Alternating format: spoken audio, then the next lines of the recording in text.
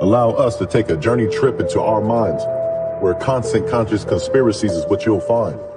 Cause see, this is only the unified version of the BBC podcast, where BB is Bryan Barnett and the other half is Blake Burton, you dig? Where we have topics that might frighten you, but are only here to enlighten you, as two of Seattle's brightest dudes ignite the truth, and then just do it like the Nike swoosh. So again, we cordially invite you to the BBC podcast, Blake Burton and Bryan Barnett Conspiracies. Thank you for listening.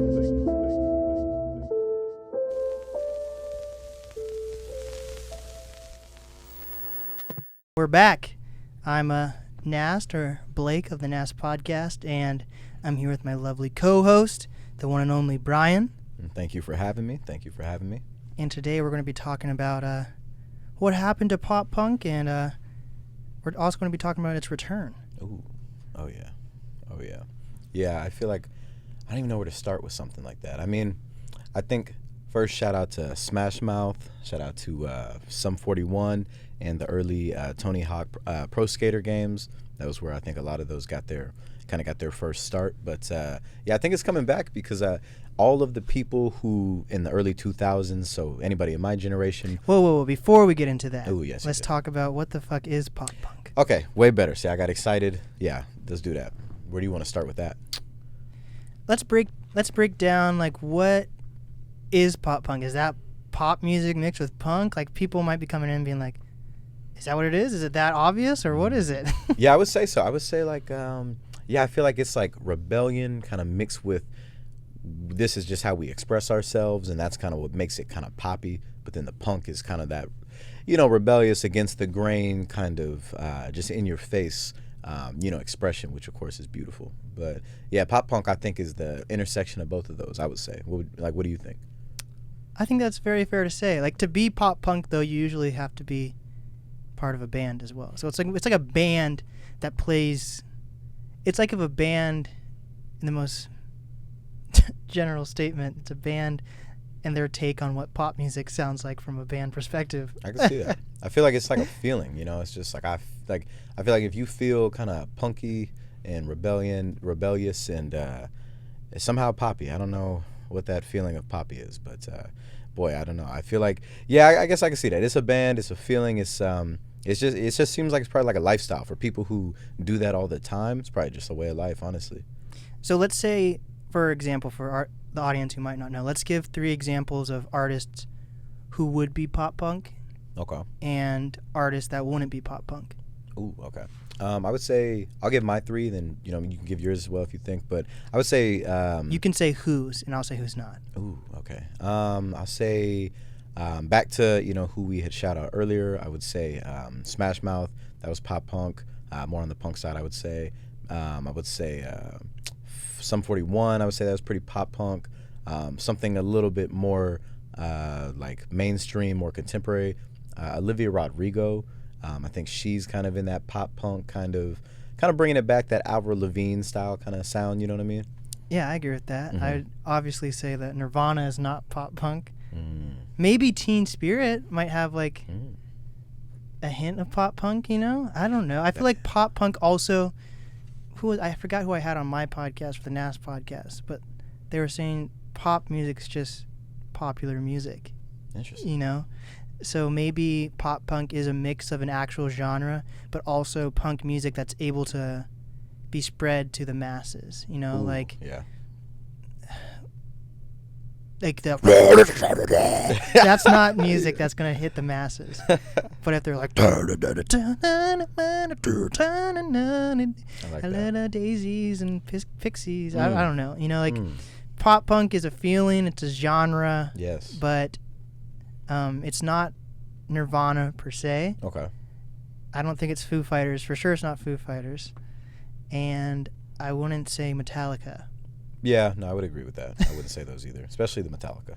Yes. Definitely. I think there's some people that are pretty, that might fight you over that Metallica one, so I think we should keep that where it's already at. You guys listening at home, you guys should let us know in the comments what you think maybe pop punk is. Maybe we'll go back through and, figure it out. But I think we got a good list right now. Yes. Mm-hmm. So when would you say pop punk came around, if you know? Ooh, okay. Definitely can't say that I do know, but if how I've interpreted, excuse me, from just my generation, how long I've been around. I would say we probably got some good early hints, maybe in the 80s. I feel like definitely late 1980s. I feel like honestly, I feel like London was probably on some, was on something with that musically, and then I feel like it really took precedent over the states, the United States. Definitely like the latter half of the 1990s, probably to about 2006. Yeah. Yeah, I would say that even like Paramore might fall under Ooh, pop punk. Yeah.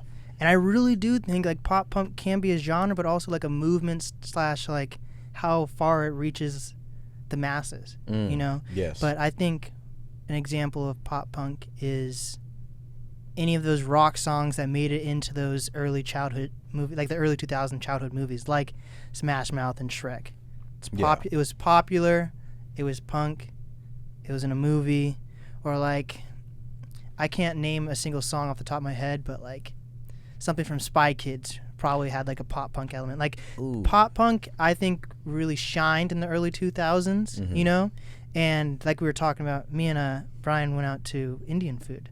Shout out Taste of India in Green Lake in Seattle. But anyways, I was saying that I feel like early 2000s pop punk had this like aesthetic, or like music, more definitely like on the rock side, had this aesthetic of like bright colors but kind of like crazy camera angles. Like the perfect example is like fucking the real life version of Cat in the Hat, like how crazy those colors were. Wow. Yeah. Like you'd see that a lot in like movies, from the Spy Kids to like I was showing you like the Smash Mouth All-Star music video, right, or like the Everclear Father of Mine music video, anything like that. It's very much an aesthetic, genre, and feeling. Yeah, no, totally agree. But I would say I feel like pop punk, and you can agree with this too, I feel like pop punk went out of style when hip hop became more prevalent. And I feel like I don't want to, and this name definitely is a trigger warning to anybody. Definitely, I feel like kind of the early era of kind of YMCMB, kind of the intersection of like Chris Brown involved with that. Maybe like 2006, 2007. Like I think a lot of that time R&B and hip hop really was just taking off, because I think we had, I feel like I think we had so many heavy hitters that we didn't know were heavy hitters at that time, that were just producing just such incredible hits, that I feel like it got trendy to follow behind that.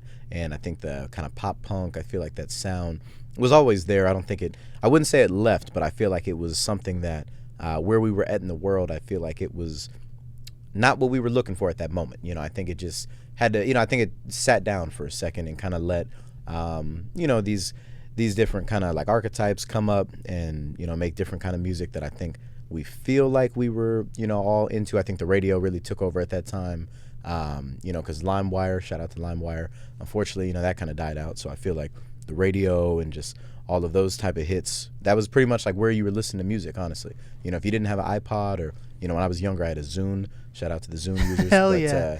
You know what I'm saying, if you didn't have one of those, like you were pulling music off the radio and you weren't hearing a lot of pop punk on the radio. You know what I mean? There wasn't really a place for that. Or how we can talk about how hip hop made it popular to follow, like you were saying, follow that trend. And hip hop would, like nowadays, especially in hip hop, everyone kind of wants to be the same and blow up sounding like a Lil Wayne, or more likely like a Young Thug, or always like Littles, But the pop punk era is more about, like you were saying, rebellion and being yourself. And now we're kind of shifting towards an era of, just look at TikTok, like you're following trends, versus pop punk was kind of like being like rebellious. Right. Yeah, no, definitely. And I think you hit it on the, hit the nail on the head perfectly with like, kind of that era kind of going away. Because honestly, too, if you think about it, a lot of the people who would be following those trends are people, around our age, our generation. So, I think even if we just look inwardly on ourselves and we reflect and think about it, I think we felt, maybe more rebellious at that younger age, really just like there's a message that we want to get out, but we don't know how to express. I think pop punk was perfect vehicle for that. I think there was a phase of time of just like, not more of ego, but, I think we were not needing that message as much. I think we think that we had it. We were kind of following behind a different, kind of a different vessel in that way. I think that was the hip hop and R&B that was, because it was just being mass produced so quickly. Because even pop punk traditionally, that's like a band. It's very hard to pull together, a drummer, then a singer, then guitar player, bass player. Have all of that happen. Where I think we moved into an era where we weren't seeing so much of bodies of work anymore, because pop punk was typically doing that to get their message across with a body of work or an album or a project, something a little bit more dense to digest. I think we moved into an era of just kind of quick singles, radio plays, and I think that's what kind of pushed pop punk out of the way for a second, because people's attention span as life moved faster, it got smaller. People didn't want to hear screaming and take in what we're saying against the man or stuff like that. People wanted a quick radio single. They wanted, and that's fine too, of course. That's just where we were at. But I think it is interesting to kind of look at it from that lens as well, For sure. And that's what happened to pop punk. It just, society and trends changed the shape of what music and what people wanted to hear or see even. Like, you don't really see those type of music videos at all. I'd like to see like what the last music video with that type of aesthetic was. Oh man, that'd be interesting. What do you like? If you had to take a guess, who do you think it would have been? Maybe Paramore. I can see it. Early Paramore probably, or something. Yeah, I would say that. I feel like because even how I was saying like the Cat in the House vibe, but also pop punk or punk had that like. Did you ever see that commercial in the early 2000s where it was like pirating's bad and it was playing like that like crazy yeah, where he's trying to illegally download the movie real quick, and yes, wow, that's funny. Yes. And then like they had that like crazy like soundtrack in the background. Yes. But then like that aesthetic where it was kind of like like the video itself felt grungy, like and faded a little bit. Like that's kind of falls under pop punk a little bit, Truly. So I feel like even that type of music video is kind of faded out. Damn. Yeah, no, I didn't. Yeah, wow. Haven't seen. I've not heard of like. I've not. That's just so nostalgic. But yeah, and that I think more so even kind of goes back to like pop punk really being, I think, a movement. I think that was something that, it was in a lot of different aspects. If you really looked at it, sprinkles everywhere. And that is the perfect example. You ever see the movie Disturbia with Shia LaBeouf? Are you familiar with that one? I don't know if I have. I mean, you might have. It was very big back in the day. Long story short, he's just on house arrest, has a suspicion about a neighbor potentially being a serial killer, and then, kind of just everything that unfolds. But not to ruin it for any of the viewers, but more so, I think that was also kind of similar to that pop punk style that we were seeing, because I know we were talking about MGK, Machine Gun Kelly, a little earlier today, and that was also right before I think a lot of those switches were happening where, certain artists and certain scenes were, you could kind of see them moving from, maybe a punk origin, taking on a different niche, and then ultimately kind of, making room to kind of come back. And I think that was kind of the end of that era. I think that's like 2007 as far as Disturbia, and then the MGK thing I think is, kind of been like 2009 and then up to now. But yeah, it's just interesting to see pop punk kind of just, it never dissipated, but it took a little hiatus for a while, I would say. Yeah, like MGK with the Wild Boy to now he's a boy with nail polish and dating Megan Fox. And Megan Fox and Shia LaBeouf had a LaBeouf. I only say LaBeouf because it's like a meme. It's actually LaBeouf. But, like him and Shia LaBeouf and Megan Fox were in Transformers together. And now, in this new era, it's MGK starting a rock band. I think he either released I don't think he's released the album yet, but he just released some rock singles. And he's dating Megan Fox. Or maybe Megan Fox is the catalyst. I can see it. You saw Jennifer's Body, right? I mean, I can see it. You know what I'm saying? I know he's been working with Travis Barker, and even that's like a name that I feel like has always been there, but knew when to come back around at the right time, Yes. Because he was doing stuff back then, and then, got a little quiet, but now is like kind of reemerging, kind of what you said with TikTok and how fast the music industry is changing and stuff like that. Oh, yeah, hyper pop punk. We're about to see all of that. Yeah, so let's talk about hyper. We just talked about how like pop punk faded out, and you have this idea that it's coming back. And that's why we're making this video. So tell the audience how you think it's coming back, the name for it, because you think it's kind of like rebranded. Yeah, so what we're looking at is going to be like a hyper pop punk / like a hyper funk. And the idea of that is, it's kind of like the funk comes from, a lot of the music that was being made, I would say around the 70s, 80s, but definitely around the 70s. Well, that music planted a seed, and now that seed is ultimately grown into a tree with good fruit. I think that's a lot of where that hyper pop funk is coming from. An example of that would be similar to production styles that we've seen with like Snow Allegra's most recent album, in the Temporary Highs in the Violet Skies, Tangerine Dreams featuring Tyler the Creator, but even a lot of his most recent project as well too. It's its own very beautiful, unique creation, but the influence of it is definitely, you can hear the funk, you can hear the soul, you can hear a little bit of the a lot of the punk is more in the undertones and the context, but we're going to see a lot of that come back. The biggest or the best example would probably be Stay by the Kid Laroi, Justin Bieber. That I think was produced by Charlie Puth as well. But either way, that is a great example of what the future of this music will look like, because everybody who is in our generation who grew up listening to Avril Lavigne, grew up listening to, again, Sum 41s, grew up, the Smash Mouths and all the other different kind of pop, like punkish type songs, Paramours. Well, since they all grew up, we took what we remember being influenced by back then and now mixed it with what we're influenced with today, and that's where the hyper comes in. And that's what's going to create this new wave of music. Unfortunately, we've kind of died out with like that kind of Juice WRLD, Triple X sound. Like, it's still there, but that is kind of dying out, and we're just kind of making way for what's going to be this new wave. So I say the next 7 months, definitely be looking for it.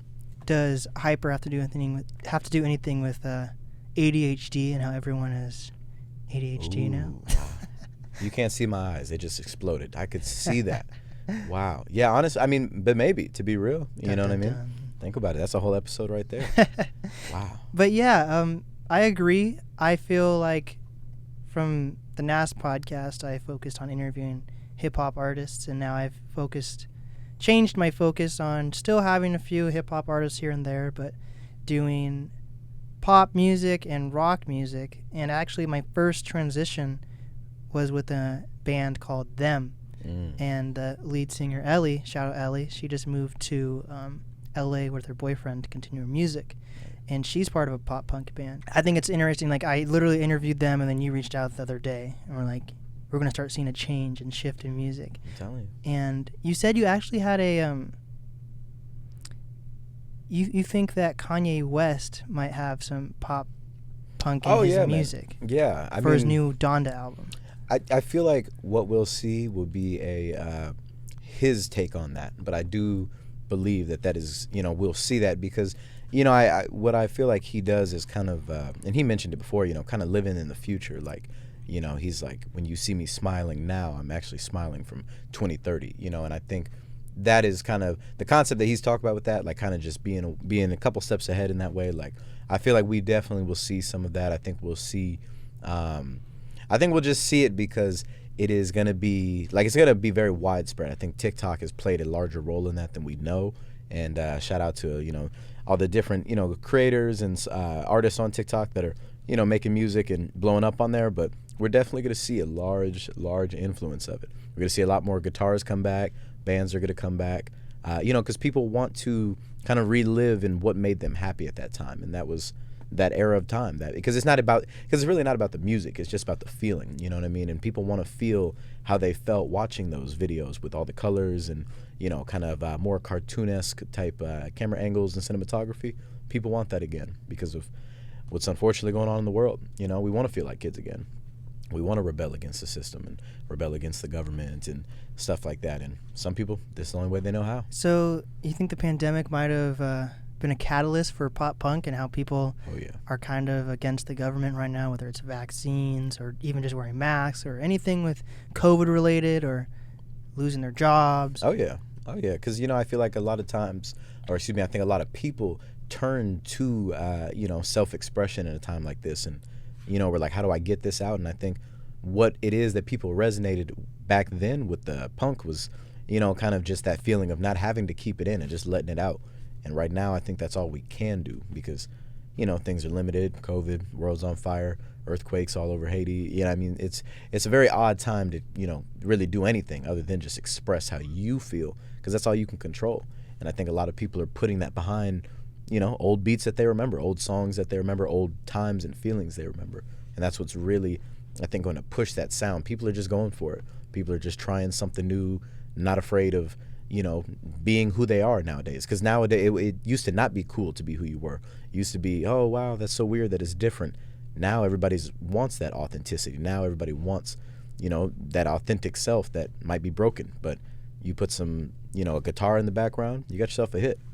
But do you think it's different now that we're seeing already mainstream artists shift to that sound versus what you used to see was newer artists would come out with a different sound, which we probably will start seeing a lot of newer artists or artists that have been working for 10 years and then they're new to the industry, to mainstream. But we all know the artists that blow up overnight, it was a 10-year process, Right. But why do you think that these artists that already have a name in the industry are shifting towards some of these elements? Oh, because exactly what you said, because they already have a name in the industry.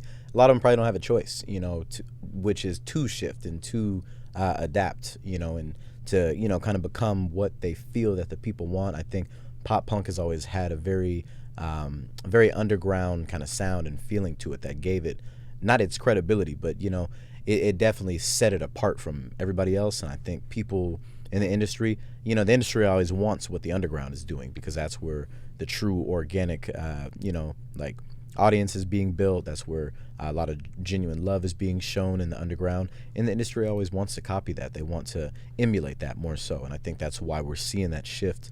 I think the Kid Laroi is going to really be a large player in that. I think as, someone, or more so for him, but for him being, more in the industry, kind of the way that he is, I feel like as a younger artist, he'll definitely be kind of pushing a lot of that, and they want that because that, like I said, that's what they think is, kind of popular, trendy right now. I don't know if they'll go about it in the best way, but I think it's because, they want the underground, because the underground is untapped. So do you feel that pop punk isn't going to come out of one specific city versus just how TikTok is widespread across different countries? Do you think it's just something that overnight it'll feel like everyone is doing it versus I definitely see pop punk, even having the pop punk band in the studio, I see how Seattle has pop punk artists and how I've been hearing that word more and more lately. But maybe that's just because other cities are hearing that too. I don't know if I'm being biased by saying a lot of cool pop punk artists are going to start coming out of Seattle, or how do you envision people finally seeing pop punk when it's fully here? Is it going to be from people giving it credit to one city or one specific artist, or do you think it's just going to pop out of nowhere?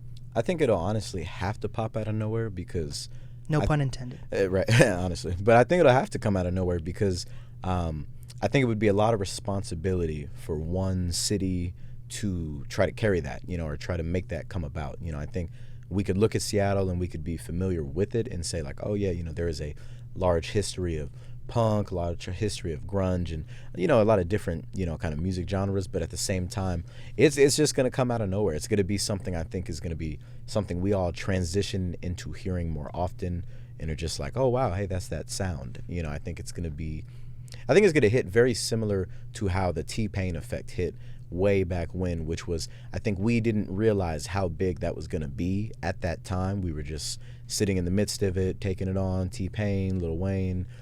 We were literally just, we were on the same journey as they were figuring it out themselves. And I think you can look back to those times now, 2021, look back virtually, 13, 14 years ago, and understand why that was so big and how that influenced virtually so many different genres, different artists, different, so I think it'll be something like that. I think this will really take off out of nowhere. I think it won't be overnight, but in Seattle, I think the Seattle sound that doesn't really exist because it's so just diverse, I think is gonna I think Seattle will just keep being Seattle. You know, we'll all just keep kind of working on in our own individual ways, and I think pop punk is just gonna pop up out of nowhere. Honestly, no pun, but Yeah, I agree with that. Yeah.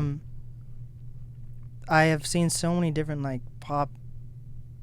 I've been in so many different pop situations lately. you know, Well, there's the pop retreat I went to, having pop artists on, just seeing it more in the music industry. I'm randomly going through a phase of listening to a lot of pop punk music, which someone who's heavily into like hip hop music, it's kind of a weird switch to be like, but it's pop. I feel like pop punk more than even hip hop in the early 2000s have been like one way or another ingrained into my head. Like I'm listening to all these old pop punk songs and I'm like, oh shit, I know this song.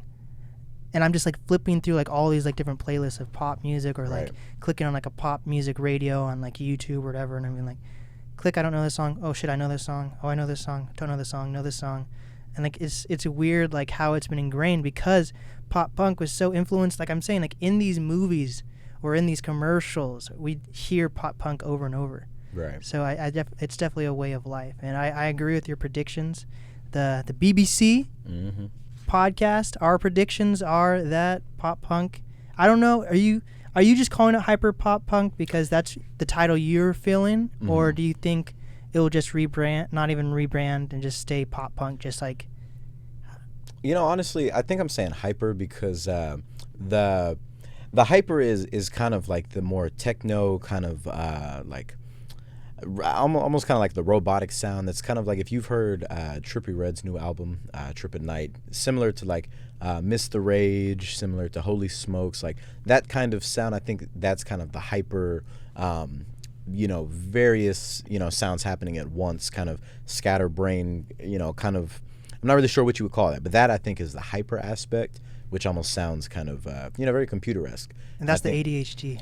Right. joke. And I think, it is. And I think that's the part that is going to get mixed with, like, I think they didn't have that back then because they just didn't have the resources, the tools. I think now that we have that, we're mixing that with what we remember. And that we remember the pop punk, but we never remembered it with all these extra, kind of synths and all these other, different kind of boop, boop, boop, boop, boop, but I think that's what we're taking. I think we're just, mixing the two. So I think it'll be called hyper pop punk. Definitely pop punk, though. Yes, sir. Mm-hmm. That's our predictions. Leave a like and subscribe. Right? Yeah, tell us what you think. Let us know, and see if you could prove us wrong. Who knows? 7 months from now, we'll go back, we'll check the episode. If it's not hyper pop punk, I owe Blake a drink. So we'll come back and we'll see. There we go. That's it. This is the BBC podcast.